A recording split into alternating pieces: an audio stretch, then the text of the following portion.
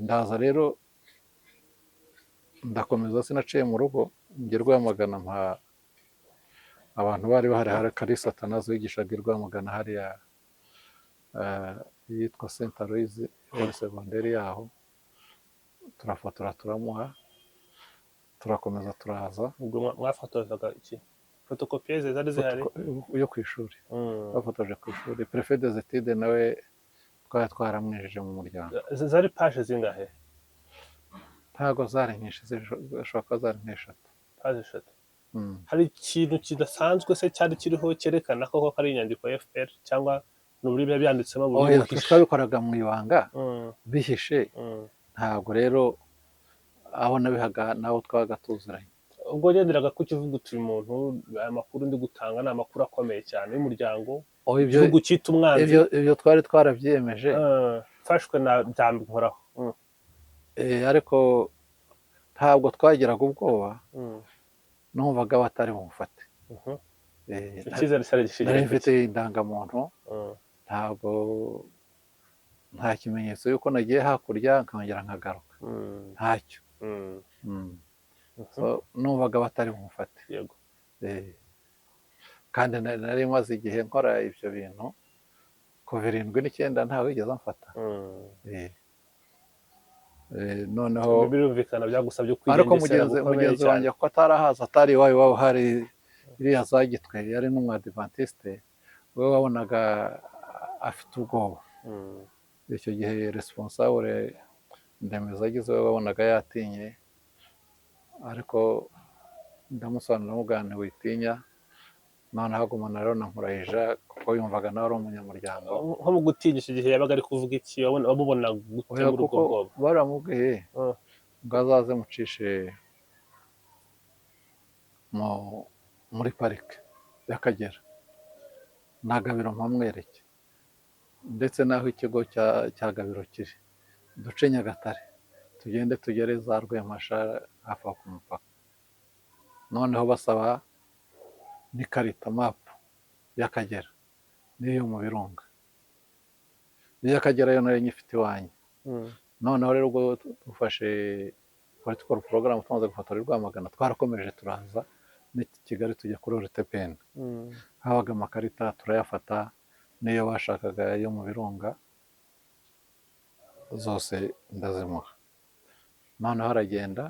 ariko bandi nindi nkande specific bavuga ati muduhe ikarita yo mu Kagera no mu Birunga? abanyamuryango wa FPR b'Ikampara. hari amazina waba uzi wibukamo kuvuga ati wenda harimo abangaba? hari harimo Musoni Protaze, hari harimo Yako Augustin, nibo bari bamutumye.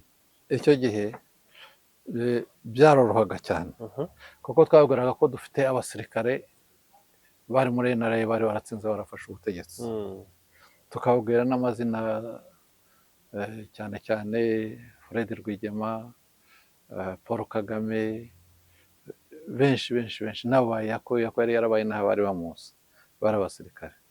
noneho rero tubabwira yuko igihe cyegereje, ku isaha iyo ari yose bazatera. icyo gihe banambajije ibibazo bati se nibitera bizagenda bite? rero nibatera, kuko abenshi bari abasore, nta basaza bari barimo, muzihutire mwambuke ku mupaka ko bazabafata, mujye gufasha abandi intambara. ubwo itariki 3 nijoro baje iwanjye barasaka, babaza ukuntu naje gukora aho, mbabwira ko ari leta yahanyohereje, kuko nari narabanje gukora indera mu iseminari, baraza ko aribo bahanzanye. ya document ukifite? oya, document ntabwo bashaka kuyibona. nabo nayihaye nawe ko bayigira, bumvise igitero cyabaye bazayitwike, bagize uwo bayifata na byaba bibi cyane. mwamenye mute ko ku rugamba wari uyoboye igitero, wari uyoboye urugamba yapfuye? ibyo byamenyekanye nyuma. leta ya Habyarimana ntabwo yigeze ibyigamba. mu kwezi kwa 11 Tito Rutaremara yarabivuze kuri radiyo, kuri BBC. Muhabura yari itaraba. noneho abivuze abanyamakuru bati rero ubwo mwaratsinzwe muri impehe. arababwira ati twashyizeho perezida ni Kanyarengwe, perezida wa chairman wa high command ni Paul Kagame, ati twebwe ari intambara iracyakomeje. Uwo munsi rero binahurirana yuko bateye Gatuna, batwika ibimodoka birayivana ibintu mu mahanga n'ibijyanayo, za Gatuna barahafata ibice byo muri Byumba. Bati mwatsinzwe, tutarabahakanira ati ntabwo twatsinzwe ahubwo dufite imbaraga. Yanababwiye ko na Bayingana yapfuye na Bunyenyezi. Abandi rero bakora umunsi mukuru barishima. So mu Rwanda nibwo bamenye ko Rwigema yapfuye, ari uko tutabivuze nibwo babimenye kuri BBC. Nibwo babimenye.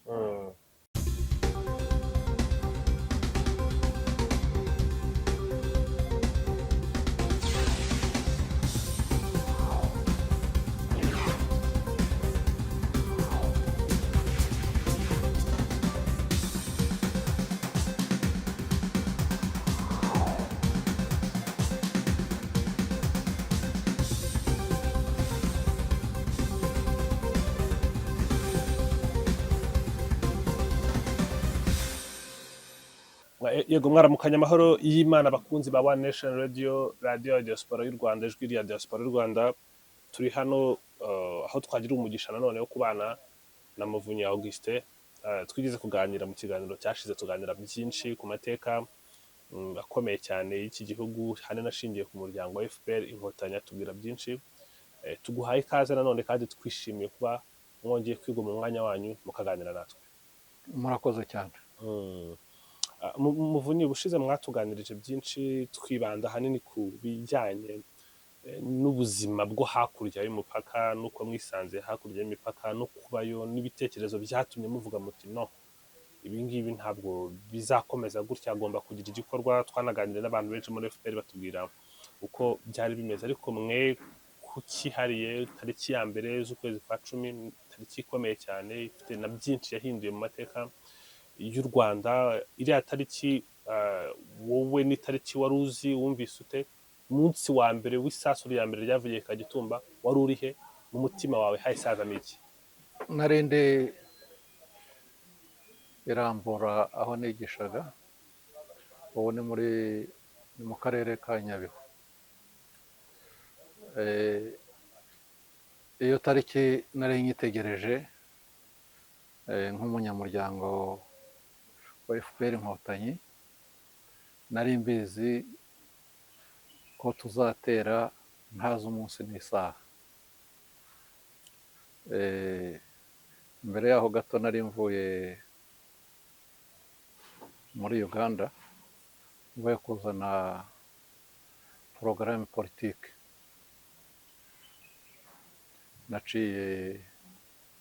Navuye iwacu kuko hari mu biruhuko bikuru, mva iwacu umurenge wa Gahini. Bantumyeho umuntu wari uvuye Kampala, araza agera iwanjye,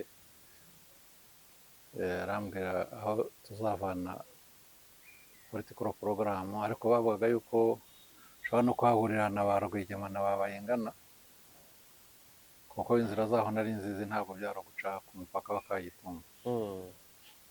Turamanuka Nyagatare, tugera Rwempasha, tujya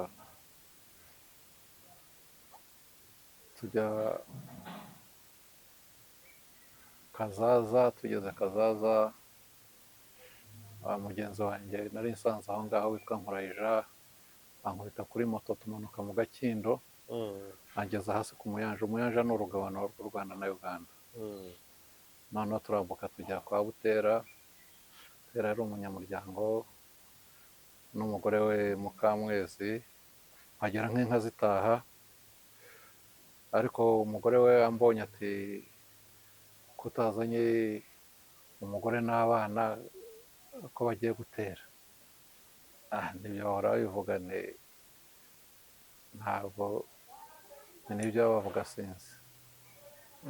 Nuko mubajije umugabo ati yagiye ashokeye inka ntaraza. Mu kanya rero umugabo araza, aje turaganira, ambwira ko yatumye murumuna we witwa Mutembe Mbarara kuyobora abari bose ba Rwigema na ba Bayingana. bigeze nko mu ma saa tatu nibwo yaje aratubwira ngo habaye iyindi gahunda yihutirwa basubira Kampala, hari abantu ngo bari bavuye muri Canada bagomba kubonana nabo.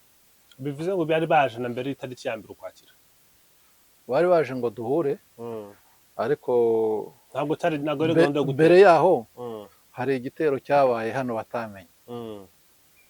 Hari bamwe barateye bagera ahitwa Nyamiyonga, ni muri Nyagatare, bahamara icyumweru, leta y'u Rwanda ntiyabimenya, rero barongera babasubizayo, basaga nk'abarambiwe kuko abantu bose bahoraga bategereje igitero cyarabuze. Bamwe mu basirikare barikoze baraza bajya, ariko leta y'u Rwanda ntiyabimenya basubirayo. nta masasu yavuze, oya, ntabwo barashe.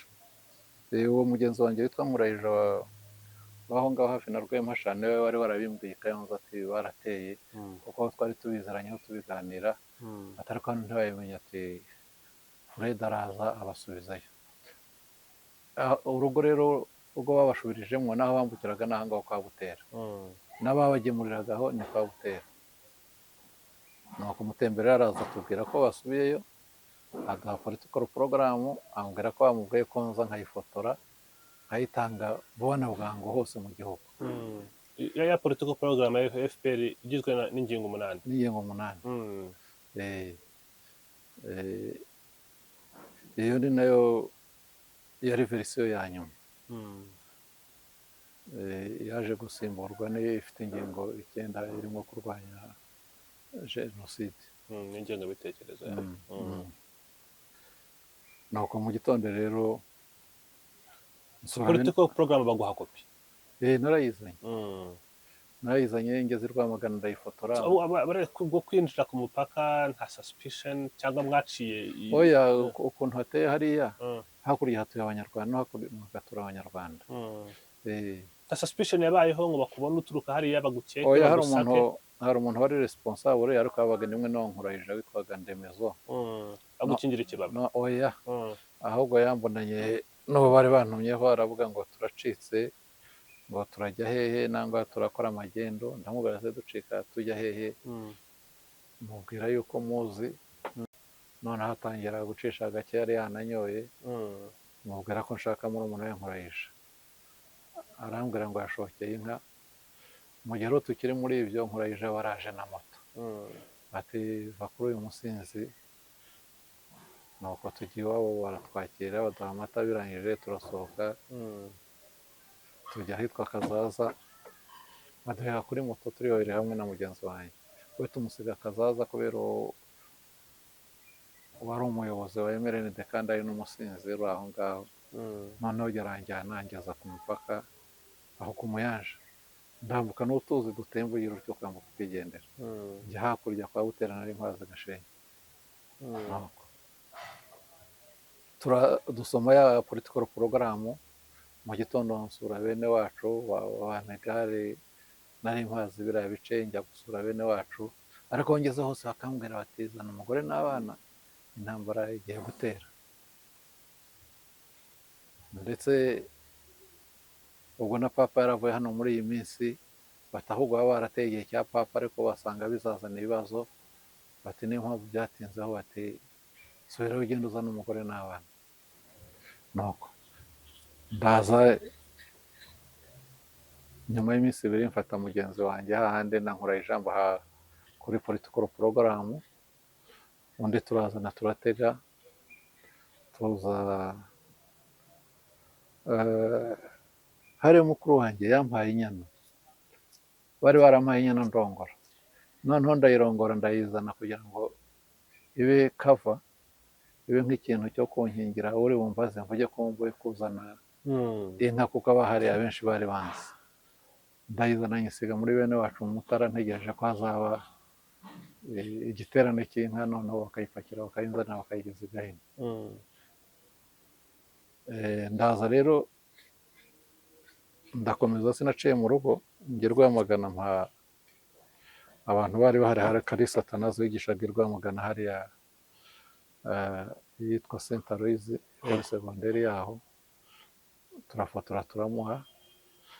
turakomeza turaza ubwo mwafotozaga iki fotokopiyeze zari zihari yo ku ishuri bafotoje ku ishuri prefe des études nawe twari twaramwejeje mu muryango zari paje zingahe ntago zari nyinshi zishobora kuba zari nk'eshatu paje eshatu hari ikintu kidasanzwe se cyari kiriho cyerekana ko ari inyandiko ya FPR cyangwa n'uburyo biba byanditsemo buryo buhishe twabikoraga mu ibanga bihishe ntabwo rero abo nabihaga nabo twabaga tuziranye ubwo genderaga ku kivuga uti umuntu aya makuru ndi gutanga ni amakuru akomeye cyane y'umuryango igihugu cyita umwanzi ibyo twari twarabyiyemeje mfashwe na byambi nkoraho ariko ntabwo twagiraga ubwoba numvaga batari bumufate icyizere cyari gishingiye nari mfite indangamuntu ntabwo nta kimenyetso yuko nagiye hakurya nkongera nkagaruka ntacyo numvaga batari bumufate yego kandi nari maze igihe nkora ibyo bintu kuva 79 ntawe wigeze amfata noneho birumvikana byagusabye ariko mugenzi wanjye ko atarahaza atari iwabo hari iriya za Gitwe yari n'umwadivantiste we wabonaga afite ubwoba icyo gihe responsable ndemeza agize we wabonaga yatinye ariko ndamusobanurira mugane witinya noneho agumana rero nankurayija kuko yumvaga nawe ari umunyamuryango nko mu gutinya icyo gihe yabaga ari kuvuga iki wamubona gute muri ubwo bwoba baramubwiye ngo azaze mucishe muri parike y'Akagera nta Gabiro mpamwereke ndetse n'aho ikigo cya Gabiro kiri duce Nyagatare tugende tugere za Rwemasha hafi ku mupaka noneho basaba n'ikarita mapu y'Akagera n'iyo mu Birunga iy'Akagera yo nayo nyifite iwanjye noneho rero ubwo dufashe political program tumaze gufotora i Rwamagana twarakomeje turaza ni Kigali tujya kuri RTPN habaga amakarita turayafata n'iyo bashakaga yo mu Birunga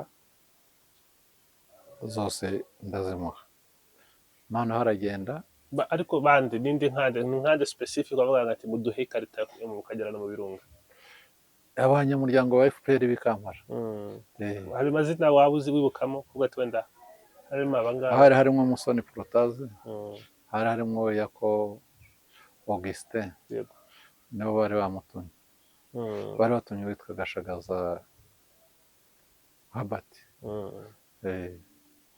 nuko so kubona ikarita muri RTPN ntabwo byagoye oya zari zihari muri RTPN baragenda kwishyura ukababwira izo ushaka kwishyura ni nko mu iduka yego RTPN tugiye ririhe riri hariya ubu bahubatse hoteli hariya nini cyane harya iruhande rwa Banque Populaire hano mu mujyi ndahabona nk'inyuma ya urenze kuri la bonne adresse umaze gukata naho ngaho yego noneho Gashagaza turakomeza turagenda yari afite murumuna we witwa Gatari bari ku Kabusunzu tumuha kuri political program ndetse dusanga hari n'inama y'abanyamuryango yari irimo Bamutsindashyaka n'abandi bantu bamwe barabishe turayibaha tuganira nabo ndabaganira ariko nko ku nama ushobora kuvuga inama abantu bakumva wenda inama nisanzwe hari inama hirya hari inama nk'inama y'icyo gihe y'abanyamuryango ba FPR abantu bafatwa nk'abanzi yabaga ari inama cyiteguwe ite ibera hehe igenzurwa ite kungurana ibitekerezo no kubihuza n'abari muri Uganda icyo gihe byarorohaga cyane kuko twabwiraga ko dufite abasirikare bari muri NRA bari baratsinze barafashe ubutegetsi tukabwira n'amazina cyane cyane Fred Rwigema Paul Kagame benshi nabo yari yarabaye n'aho bari bamuzi bari abasirikare noneho rero tubabwira yuko igihe cyegereje ku isaha iyo ari yose bazatera icyo gihe banambajije ibibazo bati se nibitera bizagenda rero nibatera kuko abenshi bari abasore nta basaza bari barimo muzihutire mwambuke ku mupaka ko bazabafata mujye gufasha abandi intambara. ubwo bari nkangahe ugereranyije nk'inama? Twari nka 12 na batanu aho ngaho. nuko Gashagaza rero aragenda avuga ko azagaruka nka nyuma y'ibyumweru 2. Yewe ubwo byari hafi muri za 15 kandi 14 ngomba gusubira ku ishuri gutangira umwaka. mubwira ko naza azansanga Kuri 15 z'ukwezi kwa 9. kwa 9 ko azansanga iramburaho nigishaga.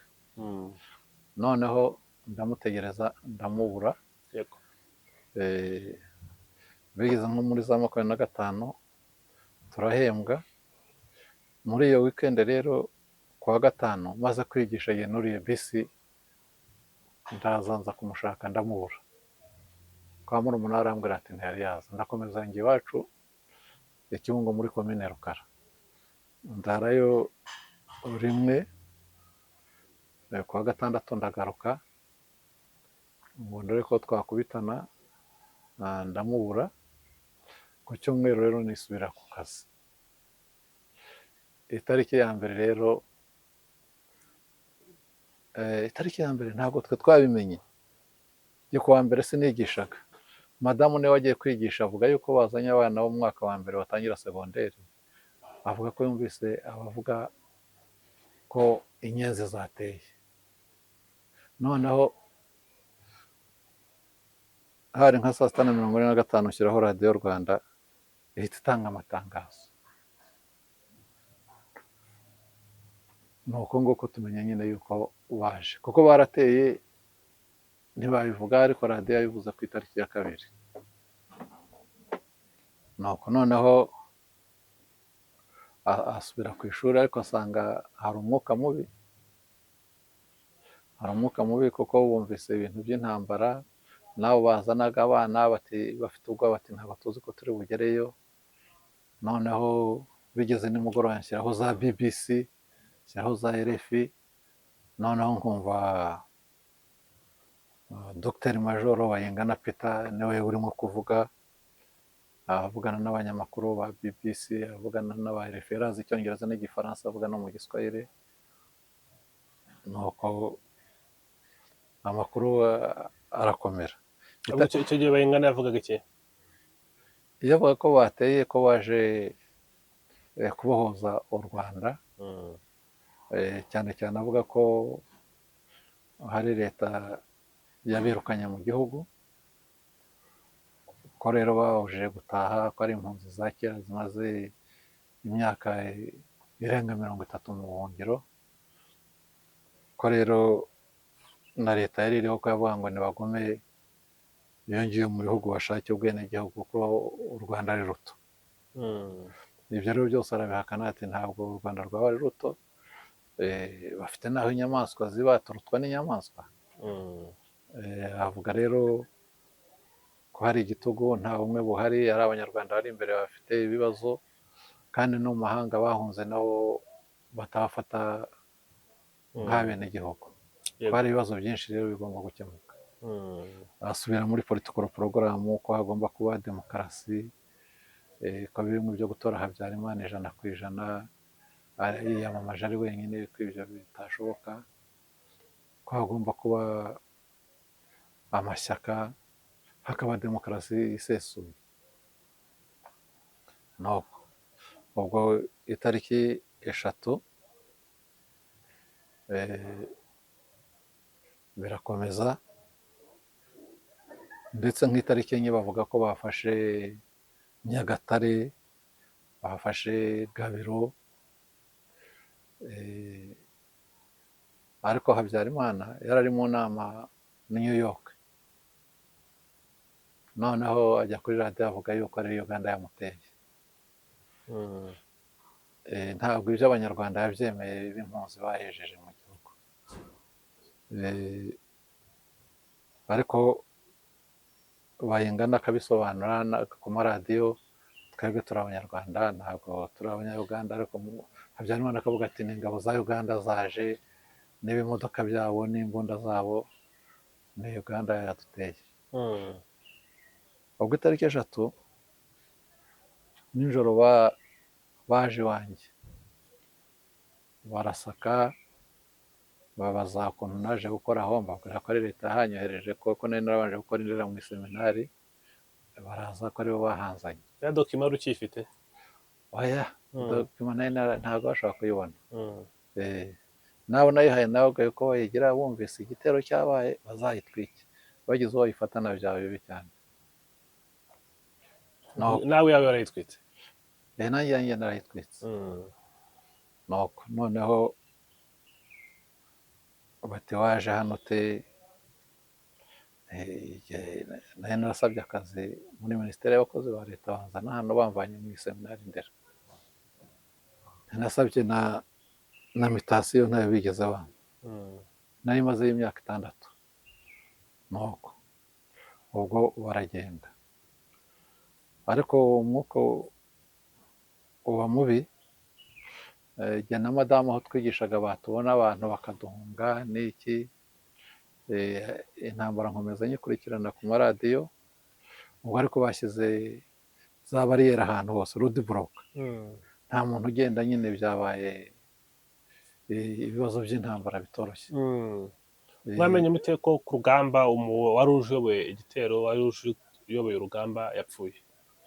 Ibyo byamenyekanye nyuma, byamenyekanye nyuma leta ya Habyarimana ntabwo mu kwezi yigeze kwa ibyigamba? 11. mu kwezi kwa 11 Tito Rutaremara yarabivuze kuri radiyo, Muhabura? kuri BBC. Muhabura yari itaraba. noneho abivuze abanyamakuru bati rero ubwo mwaratsinzwe muri impehe. Arababwira ati twashyizeho perezida ni Kanyarengwe, perezida wa chairman wa high command ni Paul Kagame. Ati twebwe ari intambara iracyakomeje. uwo munsi rero binahurirana yuko bateye Gatuna, batwika imodoka birayivana ibintu umuhanga n'ibijyanayo, za Gatuna barahafata ibice byo muri Byumba. Bati mwatsinzwe. Tito arabahakanira ati ntabwo twatsinzwe, ahubwo dufite imbaraga. yanababwiye ko na Bayingana yapfuye na Bunyenyezi. Abandi rero bakora umunsi mukuru barishima.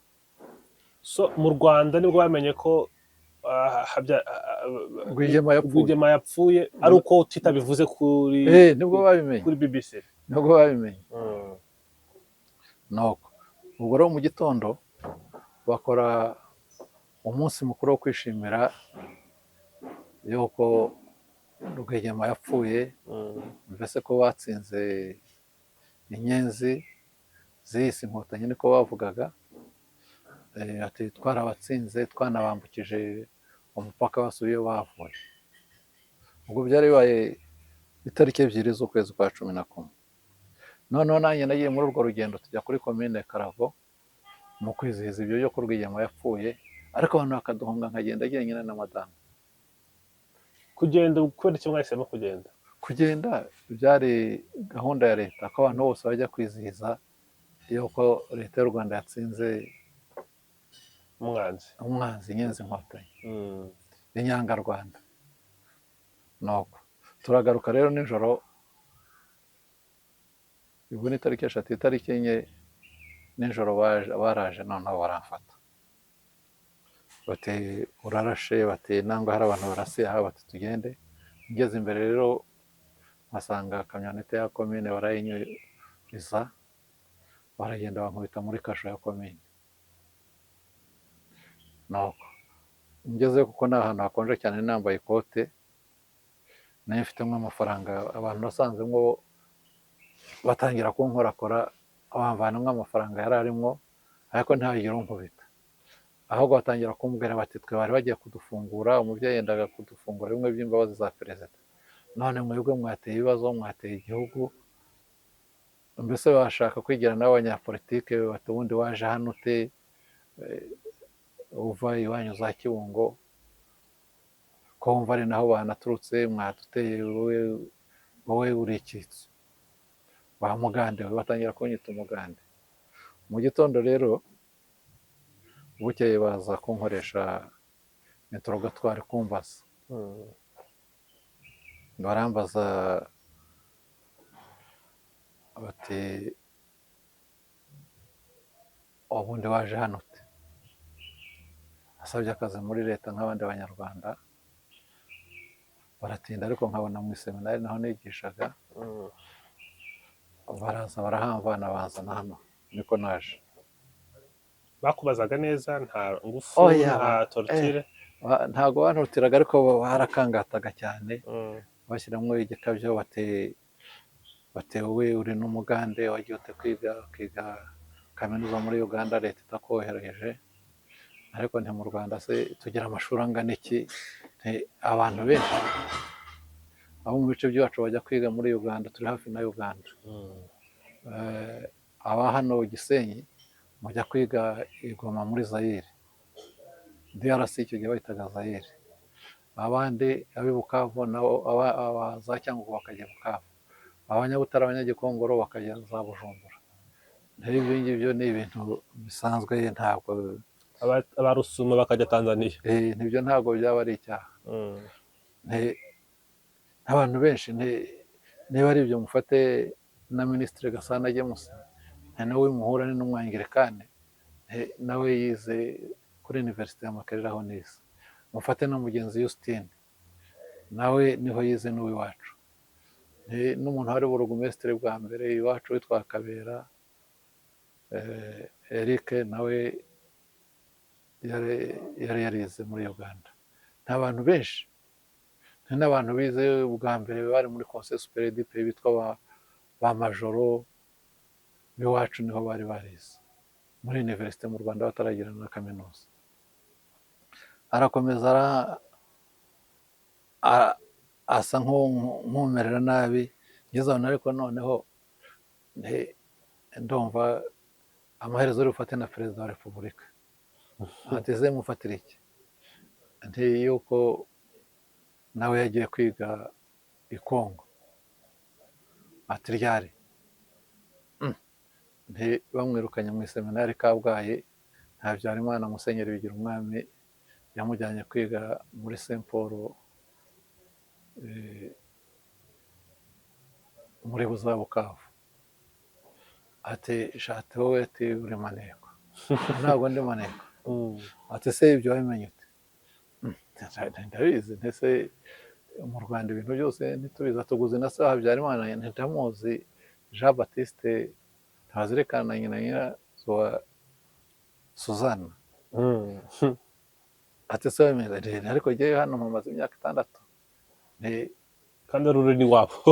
Ntige nacumbika no mu nzu ya murumuna we bari konseye Merane. Rero ibyo ni ibintu bisanzwe. Yego. Turatinyuka. Ati ntabwo ufite? Ntabwo mfite. Ati wowe ahubwo ugomba kwemera ko uri umugande. Ati nta nubwo uri busubire mu bandi. Ati ubu tuzajya kwerekana, duhamagaza abanyamakuru n'imiryango mpuzamahanga yuko ari Uganda. Ariko nta nubwo bavugaga Uganda, bavugaga Bugande, kuko ntabwo bari bazi gutandukanya Uganda nk'igihugu. Bugande ni hariya muri za Kampala, za Mpigi. Uganda ni ibihugu byinshi. Yabaye Uganda babonye ubwigenge, ariko ubundi hari Bugande, ubwami bwa Bugande ubwayo bufite kabaka wabwo, Ankore ifite umwami wayo, za Toro zifite abami. Ntabwo bari babisobanukiwe byose, babyitaga i Bugande. Ntabwo ndahagaye ndi umunyarwanda, na data nubwo yashaje ni umunyarwanda, na mama n'iki. Njye nagiye njya gushaka ishuri. Bati wagiye ute? Ni data wacu wasanze ntiga, ndangije turonkomeye aranjyana ashakira ishuri. Niko nagiye. Nagiye n'iteka naratahaga mu biruhuko, ndangije rero kaminuza ndataha. Bati kaminuza buriya ni Museveni wagutangiriye. Bati uri murumuna wa Museveni. Nuko abantu barahurura baje kureba nyine ngo inyenzi bafashe, batanze ibihuha ngo inyenzi zahageze ngo bazifashe. Hazamo abanyeshuri nari narigishije bakoraga kuri za centre de santé b'abasosiyare no ku ruganda rw'icyayi. Batareka baturiya n'umwarimu wacu barabeshya. Nuko ngumaho madamu n'umubikira wategeka ku ishuri baza kunsura, bampa n'igitabo cyo gusoma, bampaho n'amafaranga, noneho ubwo gihe baranshyize muri sale y'abapolisi, abapolisi rero nijoro mbagurira byeri. Hariya harakonja, bacanaga umuriro bakota, noneho ndababwira bagura n'ibigori, turotsa turya ibigori. kandi uri muri kasho baragufungura ukajya hanze kuganira nabo? Aho ngaho nari ndi hamwe n'abantu hoza, ntabwo nari muri kasho nk'abandi. Nuko ubwo amafaranga uwo yari afite na radiyo, noneho igenda ayifungura, noneho numva inkotanyi ahubwo zageze no mu birunga. ubwo turacyari mu kwa 11? Turi mu kwezi kwa 11. aho nahamaze iminsi nk'icyenda, noneho ku munsi wa 9 bazana ibyo kurya, noneho ibyo kurya nanga kubirya. Kubera iki? Oya, nabonye ari umuntu ntazi, noneho baravuga ukeka ko bashobora kuba baguhumanyije? naketse ko ari uburozi, kandi bishobora kuba byari byo, ndanga. noneho bati ntimwaravuze ngo mufungiye politike, Mandela bamufunze imyaka 27, baramurekura, ubu se muzandekura ko muzanyica? bati se hari abandi twishe? Mbese nta bantu bo muri repubulika ya mbere? bati bande? ni Forodwari Minani wari minisitiri wa inforomasiyo, Habimana Gaspard wari minisitiri w'amashuri, abantu benshi, na Kayibanda muramufunga yicwa n'inzara agwiwe. ni n'abambere bo muri Rinare, ntibarwa Michel Rwagasana, abitwa ba Bwanakweli, bo muri yari afite ishyaka rye Bwanakweli, n'abandi benshi cyane ntibaguye mu Ruhengeri. nuko batisha bati uranga kurya ariko inzara ntabwo izanyica. noneho ngira ngo bagira ubwoba, kuko nari maze iminsi ntarya, nawe ubwe nturiya muntu simuzi. Yewe ndubatse, mfite umugore n'abana, mfite n'abakozi, mfite n'abantu bo dukorana, n'abakozi babo ndabazi, ntabwo rero uriya muntu muzi. bati pe uranze? reka kirazira, ni iwacu ntabwo umuntu arya mu mihana, nta Abanyarwanda bamwe abantu b'abarozi, hari n'ahantu tutugama n'imvura igwa n'iki n'iki, ntabwo bishoboka. batisha bati wowe uzapfa? ntacyo nzaba. noneho ngira ngo babwira burugumesitiri, bageze bagira ubwoba, nko mu ma saa 9. ubwo rumeze nk'iminsi ingahe ntacyo ushyira mu nda? iminsi 9. iminsi 9 ntacyo ushyira mu nda? naherukaga bya bigori mwotsaga? nibyo naherukaga, n'icyayi n'imigati madamu yari yaranzaniye n'ababikira.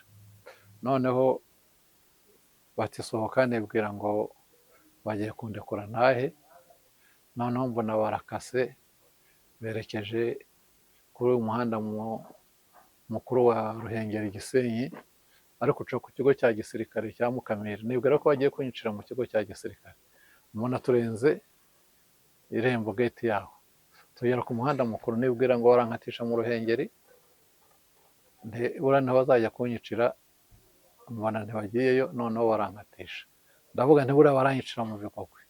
turenga ikigo cyo mu Bigogwe, turagenda bankubita muri brigade ya gendarmerie Gisenyi. ubwo bibaye nka za saa 11 n'igice, saa 12. ariko tuhageze niyambura isaha na cya gitabo,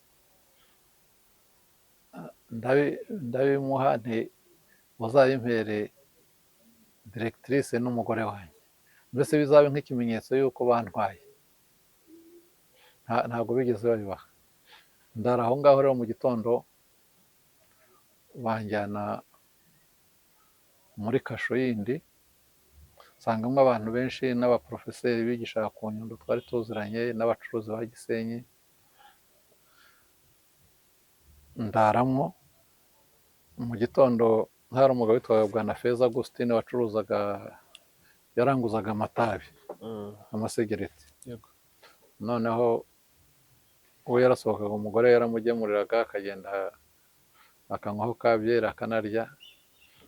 noneho abandi bari babizi, nza kumubwira ntigira mushiki wanjye ukora muri electrogaz ubu ni wasake uyu munsi na REG.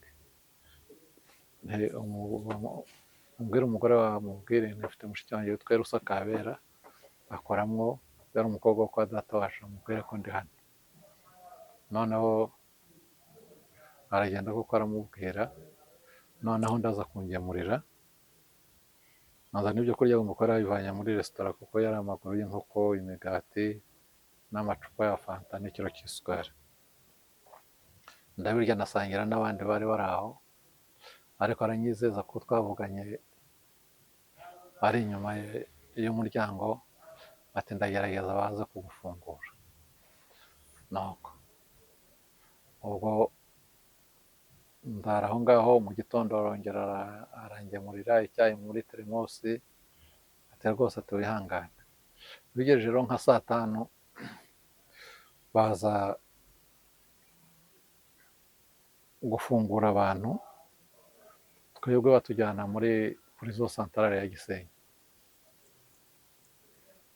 Nuko mugeze muri centrale nsanzemo abantu benshi bafunze nari mbazi ba Rukundo, harimo undi witwa Karekezi nawe wari agronome b'Abagogwe. Dusangamo abantu bo muri superefegiture ya Ngororero barimo ba superefe na ba burugumesitiri na ba konseye n'abandi bantu bari barisha abantu muri Kibirira, muri komine Kibirira na Satensi, ubu ni mu karere ka Ngororero, kuko itariki ebyiri bishe abantu muri Kibirira kubera nyine igitero cyari cyabaye, abatutsi baho barabishe Abagogwe. Bambonye rero noneho barasara bati dore nguriya Rwigema. Baranyanjamo, nari nkiri umusore, bati wowe umuntu ureshya utya, umuntu wavuye iriya uje kwenda iki? Baza mbese bimwe byo gushungera umuntu, ariko abandi banzi bakwije ibihuha ngo nari mfite ngo imbunda nka 17, ngo kuki ntabahayeho. Neshaye ibyo ni ibihuha, barababeshya. Nuko tubaho nsangamo na Padiri Ntagara. Padiri Ntagara yari yaranditse, papa yaje yari yarandikiye papa amubwira akarengane kaba hano, ivangura, ibintu bya politiki y'iringaniza, akarengane kose yari yarakanditse, nawe baramufashe. Nuko ngezemo rero ndamuganira nti rero Padiri, abo bantu bazatsindwa. Ati bito Augustin, ukuntu bazatsindwa, intambara yarabaye batoragura umuntu wese witwa Umututsi.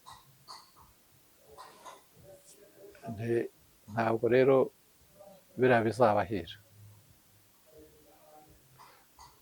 Ati nibyo ntabwo intambara yagateye ngo ufate abaturage bagire uburwane n'abaturage, ahubwo bakagiye ku rugamba bakarwana n'ababateye. None se abaturage bafite imbunda? Reba ukuntu bagufashe, reba ukuntu wafashe wambeshyira ngo ufite imbunda.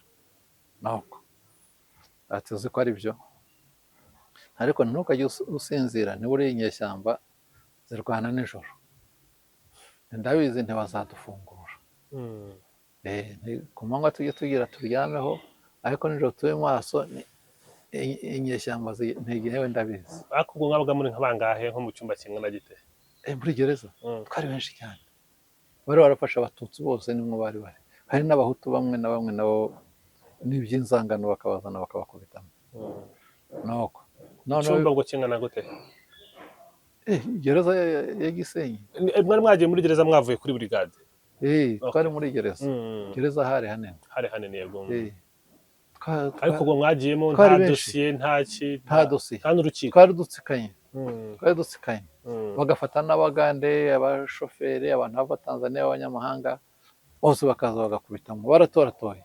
Abakanishi baraza bakarundamo, ubundi bakananirwa kumvikana nabo, noneho bakaza kumpamagara ngo njye kubasemurira. Bati byarangiza mpuza wari susita akavuga ati uracyahakana ko uri umugande, uvuga Icyongereza ukavuga Igiswahili, ukumva ibirimi byabo, ati rwose uzahakana? ariko noneho ni na Habyarimana se ko avuga igifaransa ni umufaransa. Indimi abantu baraziga, ntege nakubwiye yuko nize y'imyaka 11 yose rero ndabyumva, kandi na hano nigishaga igiswahili n'andi masomo n'icyongereza n'igifaransa, ntige nta kibazo. nuko bikongera bityo abo bafashe akampamagara, abazungu bafashe ibintu nk'ibyo. ariko muri gereza hari amakuru yo hanze mwayamenyaga mute? Abinjiraga abo bafashe, abo bafatiraga ku rugamba barabazanaga, nibo batubwiraga aho bageze. N'abandi baturage basanzwe barafataga cyane. Noneho rero bigejeje itariki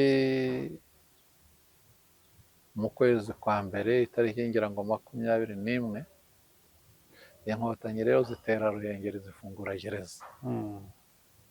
Zifunguye zitwara ba Majoro Rizinde, ba Biseruka, ba Muvunanyambo, abitwa ba Jobashe, abantu bamwe barabatwara, abandi baranga. Noneho abanyururu bamwe batajyanye nabo bakwirakwira hariya muri Ruhengeri, barabafata, bamwe baza kubafungira ku Gisenyi, niwe babitubwiye. Noneho babitubwiye hari abantu bari bafitemo uturadiyo duto baratuzanye. Noneho ndagenda hagarara muri cyo dushyireho BBC. Dushyizeho BBC, numva Kayitare arimo kuvuga. Kapitene Kayitare niwe yari mu bateye igitero Ruhengeri, nari muzi yanyuraga inyuma muri segonderi. Ati twahafashe, ati twatwaye Rizinde, twatwaye n'abandi rero bo bavugaga ni ba Dr Rudakubana, abitwa ba Garasene naho Umuremyi b'Abagogwe, banza kubavuga kugira ngo batica imiryango yabo kuko barabatutse. Ariko Rizinde baramuvuze, Muvunanyambo, Biseruka, noneho kongeraho n'abandi abo ni abatutsi bandi bari batwaye. Nuko tubamwo icyumweru cyakurikiyeho,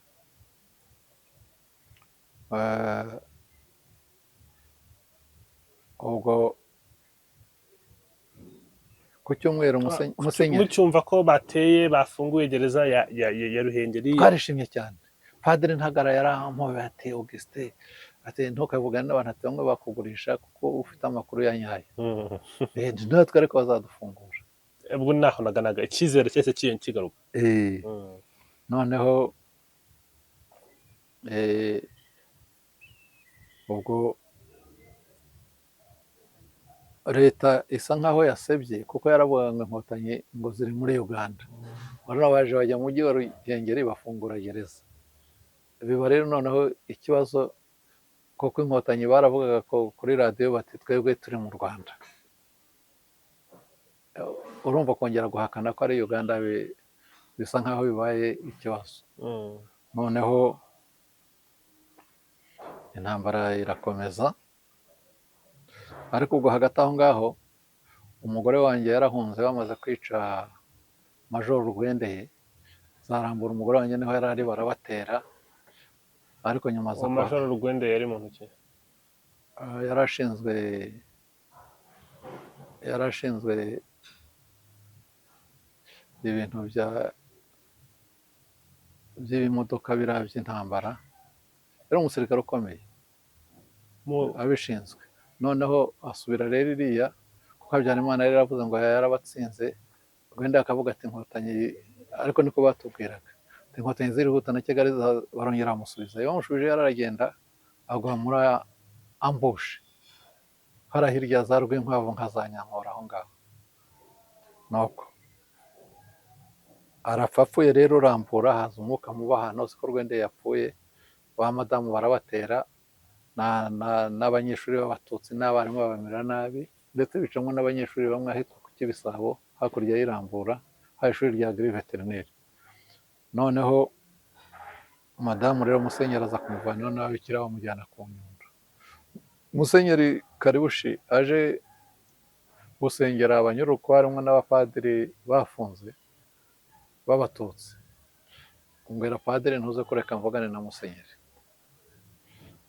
mubaze niba umugore wanjye n'abana bakiriho. Noneho arangije misa, ndamwegera mubwira ko nitwa Muvunyi Augustin, ko nari Rambura, nashaka kumenya ko abana banjye n'umugore bakiriho. ati ndabafite ku Nyundo. Hazamo rero akantu mu mutwe numvaga ariko rimwe mubwira ko mfite murumuna wanjye w'umupadiri kandi njye ntabwo ndi n'umunyagatolika nakora Kibungo Padiri Kayitana Justin bamubwire yuko bafite, numvaga nabimubwira azashakisha ukuntu abwira iwacu bakahabakura. nuko Musenyeri rero aragenda telefona Kayitana n'ibyo yambwiye nyuma we yanitabye Imana. Padiri Kayitana ahamagara murumuna wa madamu yakoraga kuri komine Kayonza ati nkubwire niba aje mubwire ati Muvunyi arafunze, mushiki we n'abana bari ku Nyundo. Bashaka rero aza i Kigali abwira se wabo ashakanye anite n'amafaranga ashyiramo umuntu wo mu kigo ugenda utanga amafaranga kuri roadblock agera yarabazana. Ubwo ari ikibazo nagize ni uko inkotanyi zifunguye Ruhengeri navuze ntibashobora kuba baraguye muri iyo mirwano, ariko bari baraje barageze za Gahini iwacu. nuko intambara irakomeza. Mu kwezi kwa gatatu tariki 29 haba imishyikirano Nsere. Amasezerano Nsere rero ni hafi na Kinshasa, bemeza yuko bafungura abantu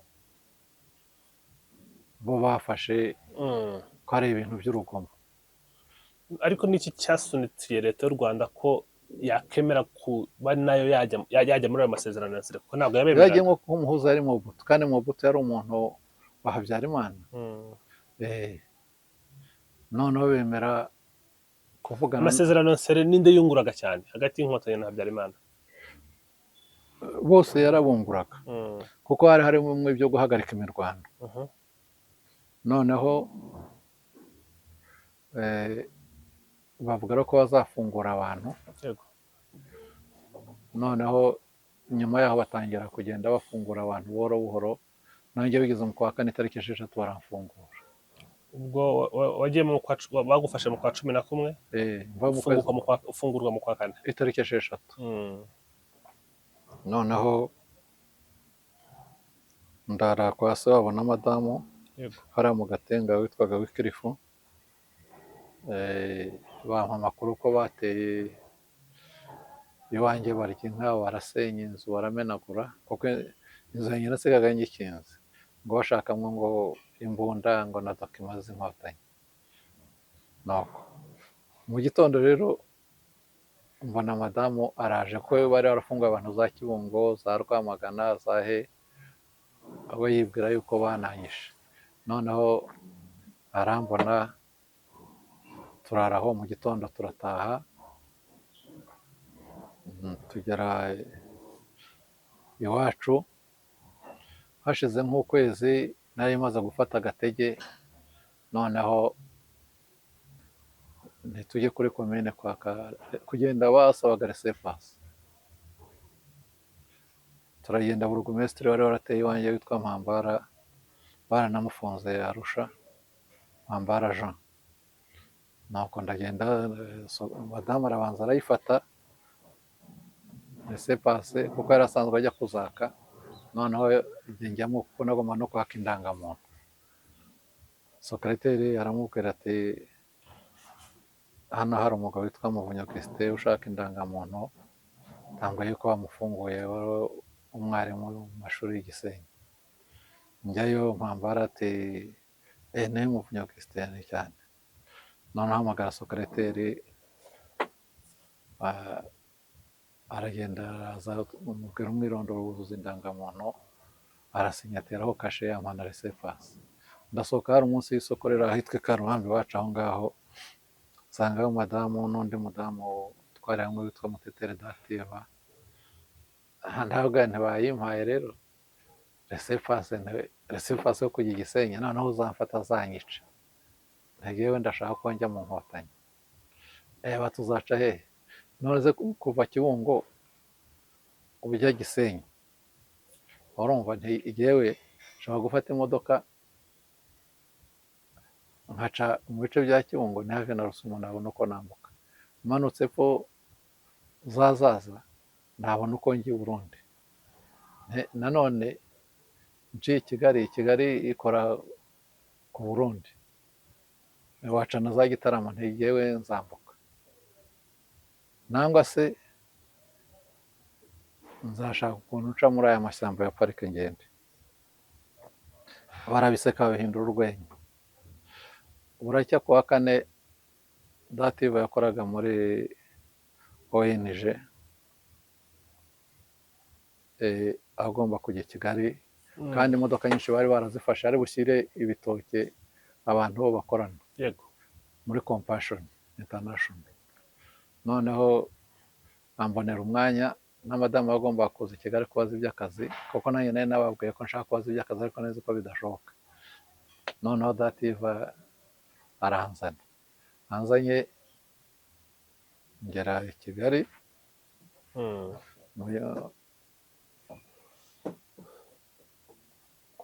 ndari i Kigali kuwa gatanu, kuwa gatandatu ndahirirwa, ariko menya uko twafunguranywe bamwe batangiye kujya babica, abandi ko batoroka bakagenda. Noneho kuwa mbere njya kuri minisiteri. Kuri minisiteri rero mpageze hari umuntu witwa Ndutiye Alphonse wari aranyuze imbere, yari nka diregiteri, ati sha Muvunyi, ati we ntituzongera no kuguha akazi, ati mwebwe muri abantu babi, ati wowe uri icyitso, ati ntabwo wakongera kutwigishiriza abana, ati ibyaha byararangiye, ati ntabwo turi inyenzi. Ndamwibara, noneho nsubira mu mujyi, nsubiye mu mujyi rero nkubitana na Deus Kagiraneza. yego Kagiraneza nawe yari avuye kuri perezidansi ya karesepasi ya CPGR, ubundi yakoraga muri finance, ashaka ababeshya ko ayishaka ngo ajye gusura murumuna we wigaga i Kongo witwa Damiyani. Nuko turakubitanya, ati shati tugenda, ati iwacu hari inzira ibaho ni Bugesera. Noneho ubwo turamanuka, madamu hari aho twajyaga duhurira nawe yari yaje, ariko bambwiye ngo burugumesitiri ngo arimo kunshakisha, ntabwo azambona sinzasubira hari iwacu. Hari mugenzi wanjye Karasira banamuciye n'ukuboko, arambwira ati genda guha inzu iyo nabaga mwe nujuje yanjye, yari afite inzu y'akazi, ati hanyuma tuzashake akazi. Nako Deus rero